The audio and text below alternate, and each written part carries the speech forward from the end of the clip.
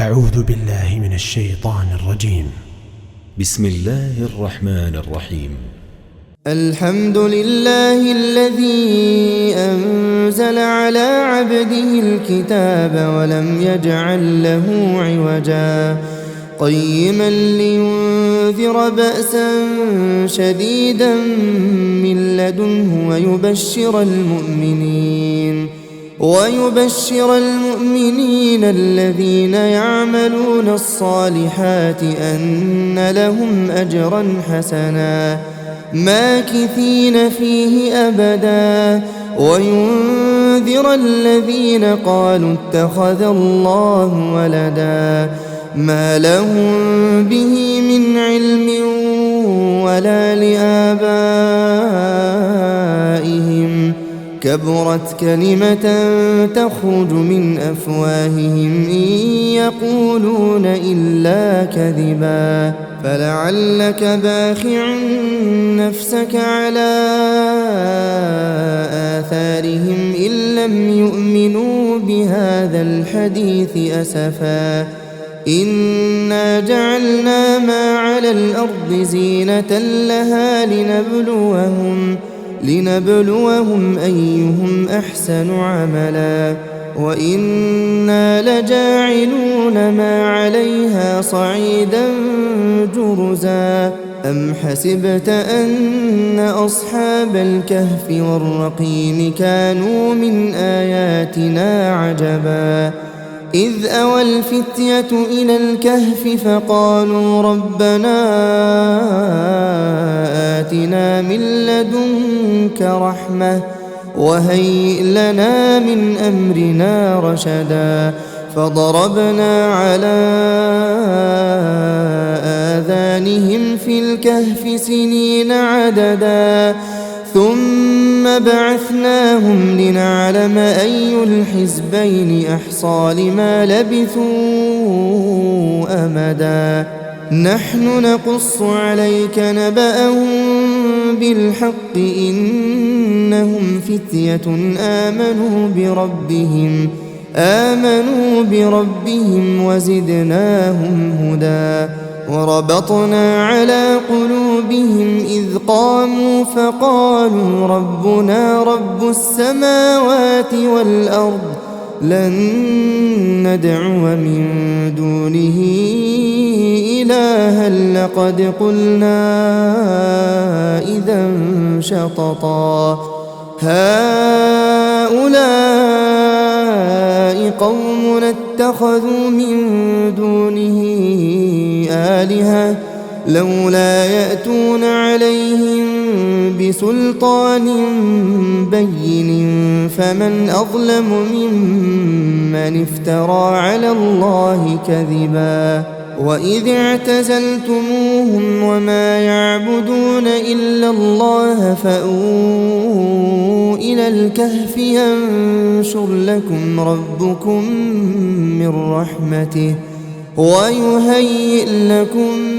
من أمركم مرفقا وترى الشمس إذا طلعت تزاور عن كهفهم ذات اليمين وإذا غربت تقرضهم ذات الشمال وهم في فجوة منه ذلك من آيات الله من يهد الله فهو المهتد ومن يضلل فلن تجد له وليا مرشدا وتحسبهم أيقاظا وهم رقود ونقلبهم ذات اليمين وذات الشمال وكلبهم باسط ذراعيه بالوصيد لو اطلعت عليهم لوليت منهم فرارا ولملئت منهم رعبا وكذلك بعثناهم ليتساءلوا بينهم قال قائل منهم كم لبثتم قالوا لبثنا يوما أو بعض يوم قالوا ربكم أعلم بما لبثتم فابعثوا أحدكم بورقكم هذه إلى المدينة فلينظر أيها أزكى طعاما فليأتكم برزق منه وليتلطف ولا يشعرن بكم أحدا إنهم إن يظهروا عليكم يرجموكم أو يعيدوكم في ملتهم ولن تفلحوا إذا أبدا وكذلك أعثرنا عليهم ليعلموا أن وعد الله حق وأن الساعة لا ريب فيها إذ يتنازعون بينهم أمرهم فقالوا بنوا عليهم بنيانا ربهم أعلم بهم قال الذين غلبوا على أمرهم لنتخذن عليهم مسجدا سيقولون ثلاثة رابعهم كلبهم ويقولون خمسة سادسهم كلبهم رجما بالغيب ويقولون سبعة وثامنهم كلبهم قل ربي أعلم بعدتهم ما يعلمهم إلا قليل فلا تمار فيهم إلا مراء ظاهرا ولا تستفت فيهم منهم أحدا ولا تقولن لشيء إني فاعل ذلك غدا إلا أن يشاء الله واذكر ربك إذا نسيت وقل عسى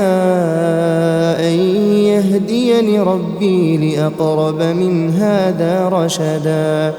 ولبثوا في كهفهم 300 سنين وازدادوا 9 قل الله أعلم بما لبثوا له غيب السماوات والأرض أبصر به وأسمع ما لهم من دونه من ولي ولا يشرك في حكمه أحدا واتل ما أوحي إليك من كتاب ربك لا مبدل لكلماته ولن تجد من دونه ملتحدا واصبر نفسك مع الذين يدعون ربهم بالغداة والعشي يريدون وجهه ولا تعد عيناك عنهم تريد زينة الحياة الدنيا ولا تطع من أغفلنا قلبه عن ذكرنا واتبع هواه وكان أمره فرطا وقل الحق من ربكم فمن شاء فليؤمن ومن شاء فليكفر إنا أعتدنا للظالمين نارا أحاط بهم سرادقها وإن يستغيثوا يغاثوا بماء كالمهل يشوي الوجوه بئس الشراب وساءت مرتفقا إن الذين آمنوا وعملوا الصالحات إنا لا نضيع أجر من أحسن عملا أولئك لهم جنات عدن تجري من تحتهم الأنهار يحلون فيها من أساور من ذهب ويلبسون ثيابا خضرا من سندس واستبرق متكئين فيها على الأرائك نعم الثواب وحسنت مرتفقا واضرب لهم مثل الرجلين جعلنا لأحدهما جنتين من أعناب وحففناهما بنخل وجعلنا بينهما زرعا كلتا الجنتين آتت أكلها ولم تظلم منه شيئا وفجرنا خلالهما نهرا وكان له ثمر فقال لصاحبه وهو يحاوره أنا أكثر منك مالا وأعز نفرا ودخل جنته وهو ظالم لنفسه قال ما أظن أن تبيد هذه أبدا وما أظن الساعة قائمة ولئن رددت إلى ربي لأجدن خيرا منها منقلبا قال له صاحبه وهو يحاوره أكفرت بالذي خلقك من تراب ثم من نطفة ثم سواك رجلا لكن هو الله ربي ولا أشرك بربي أحدا ولولا إذ دخلت جنتك قلت ما شاء الله لا قوة إلا بالله إن ترني أنا أقل منك مالا وولدا فعسى ربي أن يؤتيني خيرا من جنتك ويرسل عليها حسبانا من السماء فتصبح صعيدا زلقا أو يصبح ماؤها غورا فلن تستطيع له طلبا وأحيط بثمره فأصبح يقلب كفيه على ما أنفق فيها وهي خاوية على عروشها ويقول يا ليتني لم أشرك بربي أحدا ولم تكن له فئة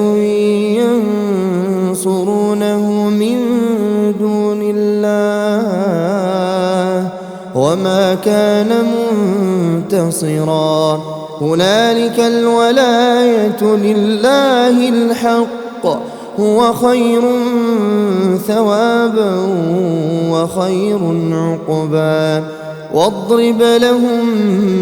مثل الحياة الدنيا كماء إن أنزلناه من السماء فاختلط به نبات الأرض فأصبح هشيما تذروه الرياح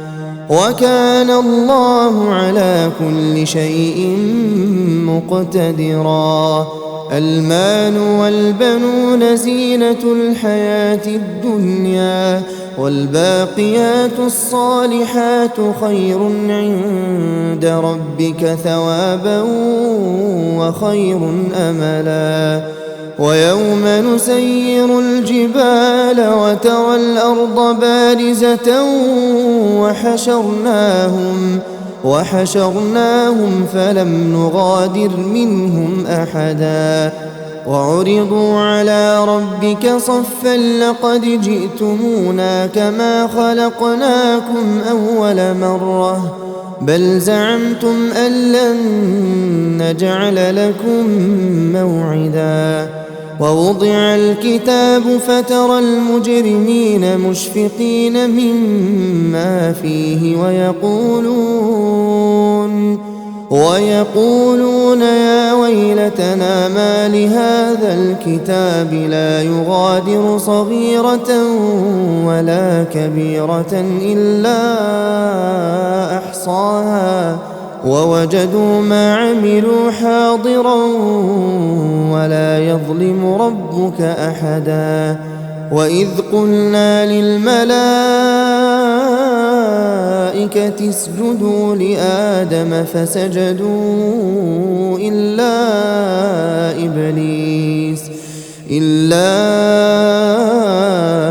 إبليس كان من الجن ففسق عن أمر ربه أفتتخذونه وذريته أولياء من دوني وهم لكم عدو بئس للظالمين بدلا ما أشهدتهم خلق السماوات والأرض ولا خلق أنفسهم وما كنت متخذ المضلين عضدا ويوم يقول نادوا شركائي الذين زعمتم فدعوهم فلم يستجيبوا لهم وجعلنا بينهم موبقا ورأى المجرمون النار فظنوا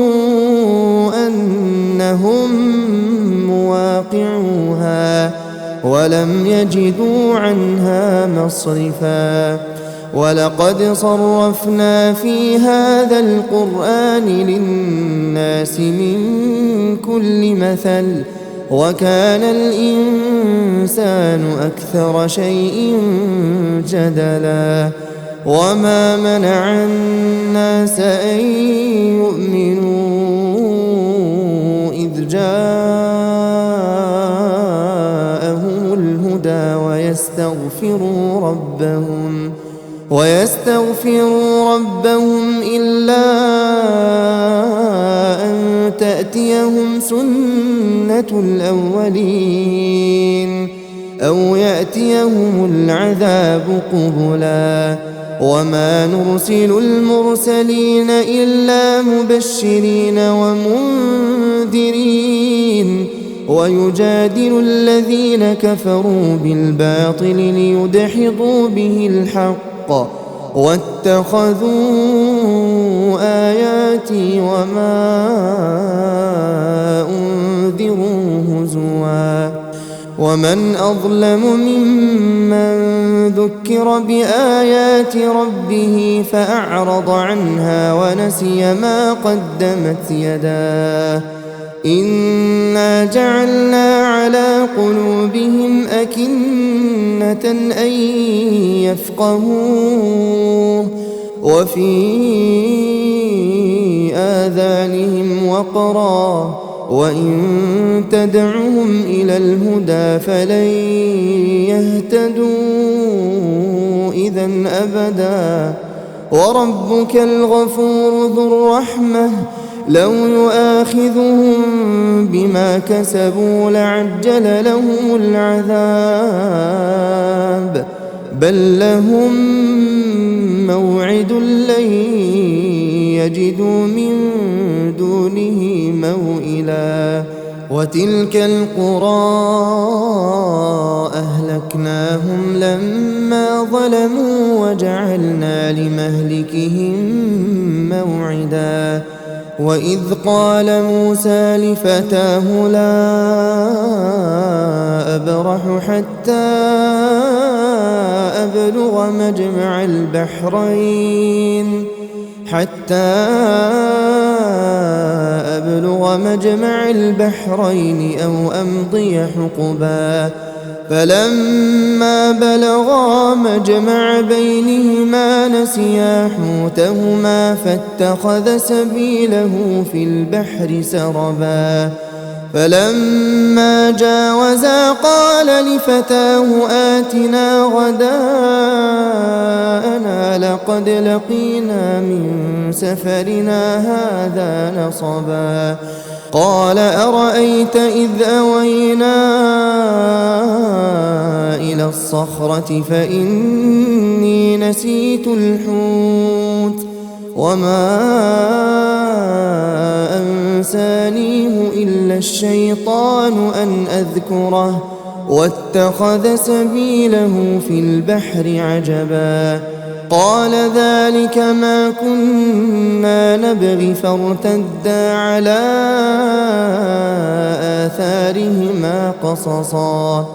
فوجدا عبدا من عبادنا آتيناه رحمة من عندنا وعلمناه من لدنا علما قال له موسى هل أتبعك على أن تعلمني مما علمت رشدا قال إنك لن تستطيع معي صبرا وكيف تصبر على ما لم تحط به خبرا قال ستجدني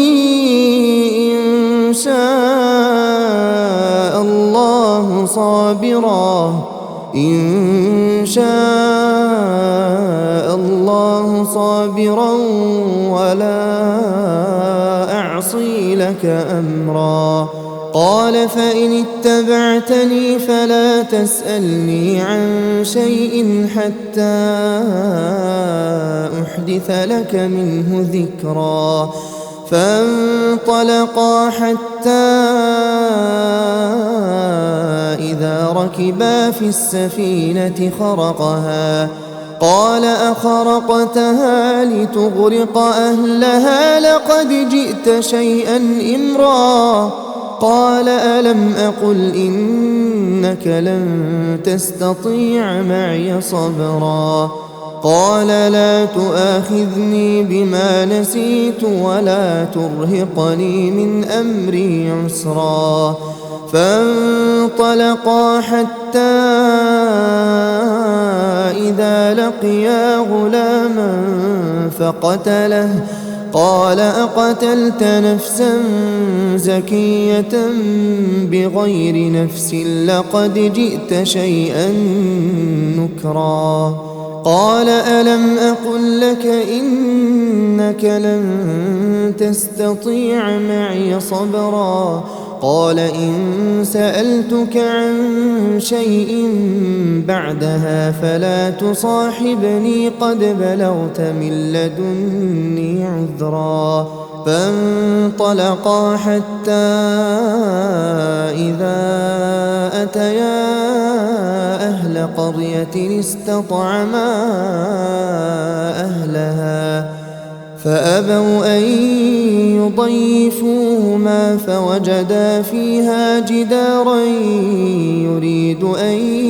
ينقض فأقامه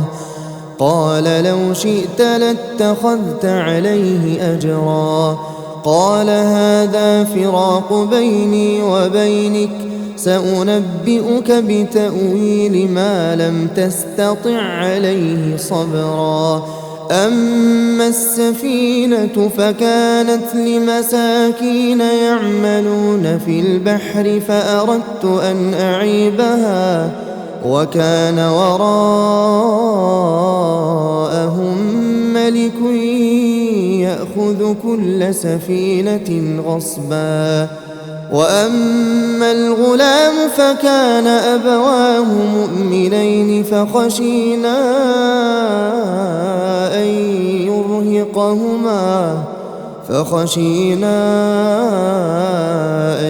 يرهقهما طغيانا وكفرا فأردنا أن يبدلهما ربهما خيرا منه زكاة وأقرب رحما وأما الجدار فكان لغلامين يتيمين في المدينة وكان تحته كنز لهما وكان أبوهما صالحا فأراد ربك أن يبلغا أشدهما ويستخرجا كنزهما رحمة من ربك وما فعلته عن أمري ذلك تأويل ما لم تسطع عليه صبرا ويسألونك عن ذي القرنين قل سأتلو عليكم منه ذكرا إنا مكنا له في الأرض وآتيناه من كل شيء سببا فأتبع سببا حتى إذا بلغ مغرب الشمس وجدها تغرب في عين حمئة ووجد عندها قوما قلنا يا ذا القرنين إما أن تعذب وإما أن تتخذ فيهم حسنا قال أما من ظلم فسوف نعذبه ثم يرد إلى ربه فيعذبه عذابا نكرا وأما من آمن وعمل صالحا فله جزاء الحسنى وسنقول له من أمرنا يسرا ثم أتبع سببا حتى إذا بلغ مطلع الشمس وجدها تطلع على قوم لم نجعل لهم من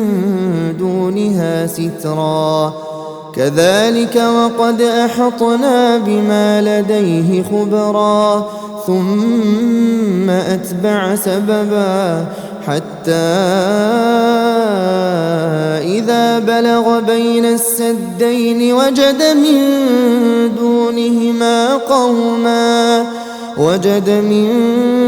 دونهما قوما لا يكادون يفقهون قولا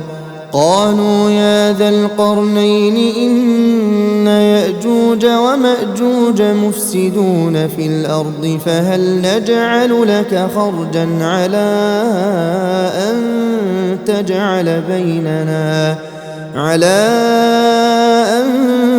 تجعل بيننا وبينهم سدا قال ما مكني فيه ربي خير فأعينوني بقوة أجعل بينكم وبينهم ردما آتوني زبر الحديد حتى إذا ساوى بين الصدفين قال انفخوا حتى إذا جعله نارا قال آتوني أفرغ عليه قطرا فما استطاعوا أن يظهروه وما استطاعوا له نقبا قال هذا رحمة من ربي فإذا جاء وعد ربي جعله دكاء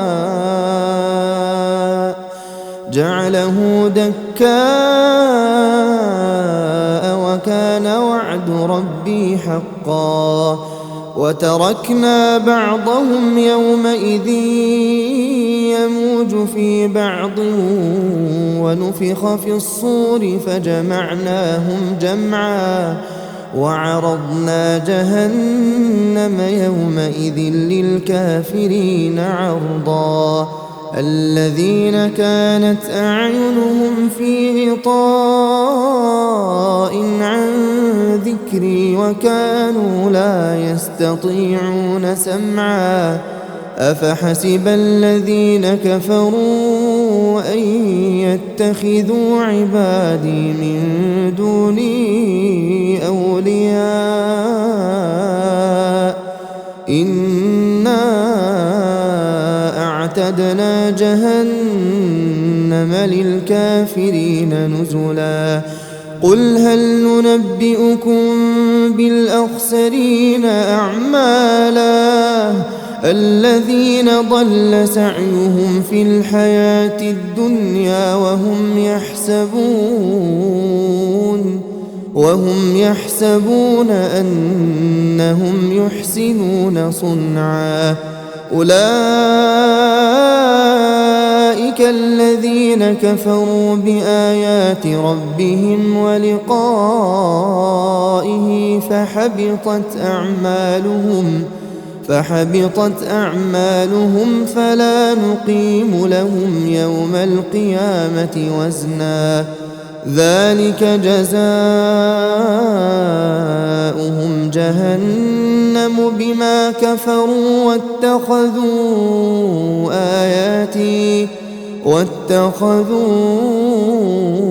آياتي ورسلي هزوا إن الذين آمنوا وعملوا الصالحات كانت لهم جنات الفردوس نزلا خالدين فيها لا يبغون عنها حولا قل لو كان البحر مدادا لكلمات ربي لنفد البحر قبل أن تنفد كلمات ربي ولو جئنا بمثله مددا قل إنما أنا بشر مثلكم يوحى إلي أنما إلهكم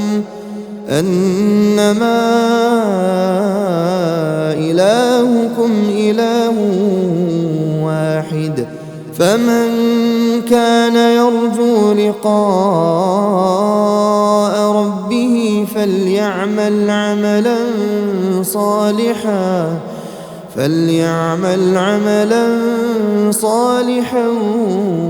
ولا يشرك بعبادة ربه أحدا.